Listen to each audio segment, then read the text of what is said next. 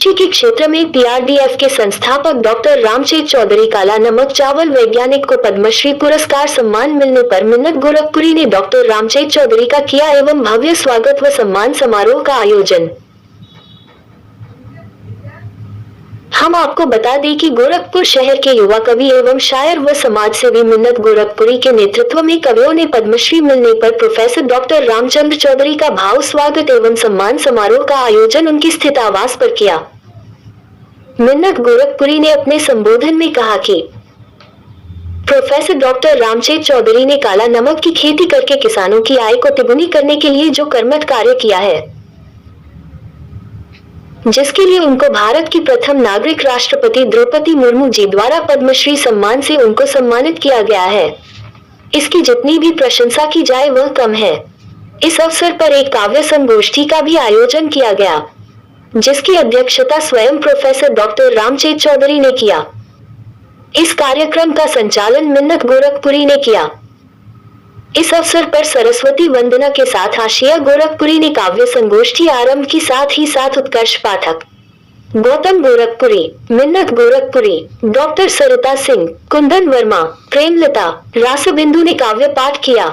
इस अवसर पर doctor P N. Singh, doctor Rakesh Kumar, Mohammad Yusuf, Fazal Khan, Sameer Khan, Ashfaq Hussain Nekrani, Firoz Ahmad, Maruti, London Khan, Syed Rehan, Mohammad Salim रहे उपस्थित। गोरखपुर से फिरोज अहमद की रिपोर्ट। मीडिया से बात करते हुए मिन्नत गोरखपुरी एवं प्रोफेसर डॉक्टर रामचेत चौधरी ने बताया कि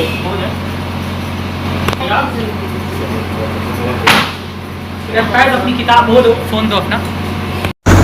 उसके साथ अल्लाह है उसके, मेरे साथ है मेरे राम, वो करे इबादत 5 बार का हरदम क्या बात, बहुत अच्छे। हाँ, मान लिया कि कुछ उनके हैं पद से अपने भटक गए, नेता नगरी की बात काल में बेचारे पद भटक गए, मगर अपने भी सब ठीक नहीं। इस बात को स्वीकार करो, उभरो इस गंदी मानसिकता से, कुछ तो भविष्य का ध्यान करो। और गंदी मानसिकता है ये सब, हिंदू अल्लाह ने कभी तो कहा नहीं कि हिंदू होते हैं। अच्छा है, टूट करके बिखर जाने से अच्छा है बेहतर कर जाओ मर जाने से अच्छा है। टूट करके बिखर जाने से अच्छा है बेहतर कर जाओ मर जाने से अच्छा है। अगर सफर में हो तो मंजिल की तलाश करो, अगर सफर में हो तो मंजिल की तलाश करो। लौट करके यार घर जाने से अच्छा है, लौट करके यार घर जाने से अच्छा है। नाव में बैठे हो तो दरिया पार करो। कैसा नाव, जो हम लोग के विज्ञान से हैं सक्सेस को लेकर के। नाव में बैठे हो तो दरिया पार करो, बाढ़ से डर कर उतर जाने से अच्छा है, बाढ़ से डर कर उतर जाने से। सुरमई शाम है हमारे लिए, सुरमई शाम है हमारे लिए, सुरमई शाम है हमारे लिए, सुरमई शाम है हमारे लिए। मोरे नाम है हमारे लिए, मोरे नाम है हमारे लिए। नफरतों की सुराहियां तोड़ो, नफरतों की सुराहियां तोड़ो। प्यार का जाम है हमारे लिए, प्यार का जाम है हमारे। मैंने कहा था और कुछ दिनों पहले दिल्ली में वहाँ मुझको मेरे किरदार से बाद में जाना, कैरेक्टर कि मुझको मेरे किरदार से बाद में जाना जाए, पहले मुझको मेरे वालिद के नाम से जाना जाए, पहले मुझको मेरे वालिद के नाम से जाना जाए। और एक शेर और याद आ गया सर कि इस हकीकत से किसी को क्या मतलब, इस हकीकत से किसी को क्या मतलब।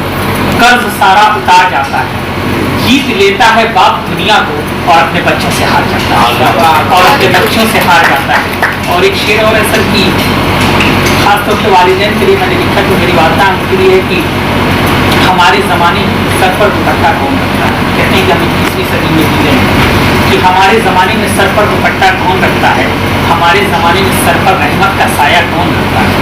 माँ की दुआ अनमोल होती है मगर हमारे ज़माने में उन पर भरोसा कौन रखता है, हमारे ज़माने में उन पर भरोसा कौन रखता है।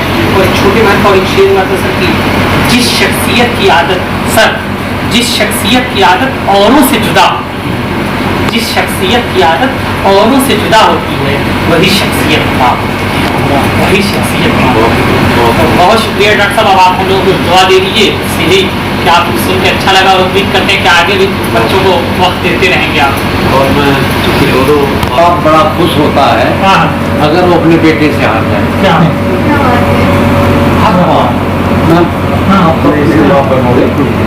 मैं भी बाप बना, मेरे पिताजी खुश होते थे कि हमारा बेटा देखिए कितना बड़ा, हम खुश होते हैं कि हमारा बेटा इतना बड़ा हमारे साथ।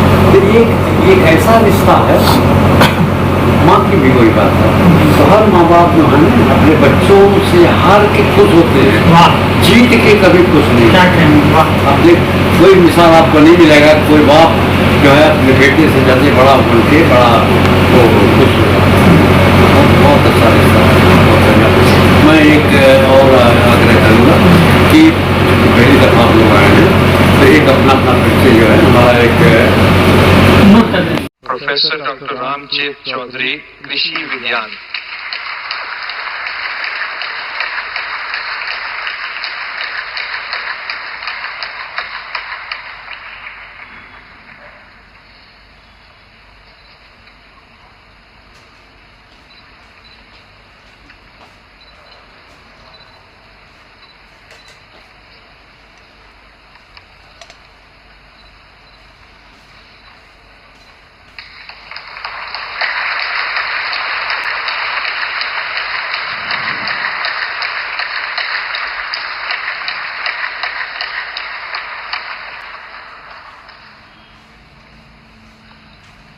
आज का जो कार्यक्रम था वो कैसा कार्यक्रम था? देखिए, ये हम लोगों के लिए बड़े गर्व की बात है कि गोरखपुर के एक ऐसे व्यक्ति को जिसने असाधारण काम को बड़ा ही महत्वपूर्ण बना दिया, किसानों के हित के लिए काम करने वाले डॉक्टर चौधरी साहब को जो पद्मश्री सम्मान मिला है। तो ये जितने युवा कलमकार हैं, साहित्यकार हैं, वो एकत्रित होकर के आए और हमारा उद्देश्य यही था कि डॉक्टर साहब से हम लोग मुलाकात करें। वो हमारे शहर के हैं और इतना बड़ा योगदान, इतना बड़ा कंट्रीब्यूशन कि जब उनका कंट्रीब्यूशन समाज के सामने आया तो हर किसी ने उनको पलकों पर चढ़ा लिया। और ये हम लोगों के लिए गर्व की बात है कि डॉक्टर साहब ने तुरंत वक्त दिया। तो हम उनको एक मुबारकबाद पेश करने के लिए आए थे, खासतौर पे जितने युवा कलमकार हैं, साहित्यकार हैं, उनकी तरफ से।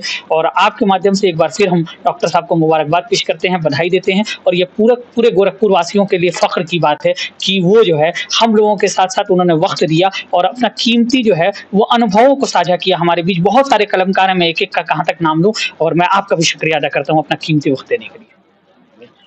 सब जो आपको ये पद्मश्री अवार्ड मिला है, ये किस फील्ड में मिला है और आपको कैसा महसूस हो रहा है गोरखपुर की धरती से दूसरा पद्मश्री अवार्ड मिल रहा है? जी, अब फीलिंग तो ये बताएं कि आसमान छूने का मन कह रहा है कि संयुक्त राष्ट्र संघ से आज़ाद होने के बाद हमने इस पे काम शुरू किया, खस्ता काला नमक पर, जो कि विलुप्त होने के कगार पर था। अब ये विलुप्त होने को कौन कहे, भी दुनिया में जा रहा है। तो ये तो खैर काला नमक का हुआ कि बच गया, जिंदा रह गया और दुनिया को ये जा रहा है। लेकिन जो सबसे बड़ी बात है कि कम से कम आपके काम का एक रिकग्निशन मिला, एक पहचान मिली। तो हमारे 18 साल के काम के ऊपर अगर इस राष्ट्र के राष्ट्रपति की मुहर लग गई तो सोच सकते हैं कि कितनी बड़ी खुशी हुई। अवार्ड इनाम तो हमारे पास बहुत हैं, विदेशों के भी हैं, 10-10 देशों ने हमको इनाम दिया है। लेकिन अपने देश में कुछ मिल जाए, और वो भी जो सबसे बड़ा सिविलियन अवार्ड है भारत रत्न के बाद का, वो मिलना, तो सोच सकते हैं कि कितनी बड़ी खुशी हमको हुई होगी, हमारे परिवार को हुई होगी। और यही नहीं, पूरे पूर्वांचल को खुशी हो रही है और सारे लोग जश्न मना रहे हैं। बहुत बढ़िया। सर, ये किसको डेडिकेट करना चाहेंगे? ये हम किसान और उपभोक्ता दोनों को डेडिकेट करना चाहेंगे। किसान और उपभोक्ता ही हैं जो हमारा साथ दिए हैं। अगला अगर हम किसी को डेडिकेट करना चाहेंगे तो वो मीडिया है। कारण यह है कि हमारा रिसर्च हमारे तक रह जाता अगर ये मीडिया ने इसको आगे नहीं बढ़ाया होता। चाहे वो प्रिंट मीडिया है, अखबार है, इलेक्ट्रॉनिक मीडिया है, टेलीविज़न है, जो भी है, इन लोगों ने ये हमारे अनुसंधान जो है गोरखपुर तक सीमित रह जाता, उसको चारों तरफ फैलाया कि ये खबर राष्ट्रपति तक पहुंची, तो हमको ये इनाम मिला। तो हम तो जो अगला डेडिकेशन होगा वो हमारा मीडिया को होगा। रेड कारपेट पे खड़े हुए थे और राष्ट्रपति के सामने जब आप मौजूद थे, तो अंदर से आपकी अंतरात्मा क्या बोल रही थी और आपकी क्या फीलिंग्स थी? हालांकि शब्दों में बयान नहीं कर सकते हैं उसको, बहुत मुश्किल है, मगर हम जानना चाहेंगे, जनता जानना चाहेगी। देखिए, कई किस्म के भाव उस समय दिमाग में आ रहे थे। पहली बात ये कि हम जब संयुक्त राष्ट्र संघ से सेवानिवृत्त होके यहाँ आए और इस काम के ऊपर जुटे, तो ऐसा लगा कि हमारे जो ये 18 वर्षों की तपस्या है, उसके ऊपर इस राष्ट्र की और इस राष्ट्रपति की मोहर लग गई है कि बहुत अच्छा, बहुत अच्छा। तो अंदर से वही फीलिंग हो रही थी कि चलो अब हमारे काम को एक और मोहर लगी। किसान की मोहर तो लग चुकी थी, उपभोक्ता की मोहर लग चुकी थी, लेकिन पूरे राष्ट्र की मोहर लगी, ये बहुत बड़े गौरव की बात है। बहुत अच्छा लगा। जब डॉक्टर साहब को भारत पद्मश्री मिल गया, उसके बाद डॉक्टर साहब जब अपने घर आते हैं और आईने के सामने खड़े होते हैं तो उन्हें कौन दिखता है? हमें अपना काम ही जी प्रोफेसर चौधरी दिखते हैं या एक आम इंसान दिखता है?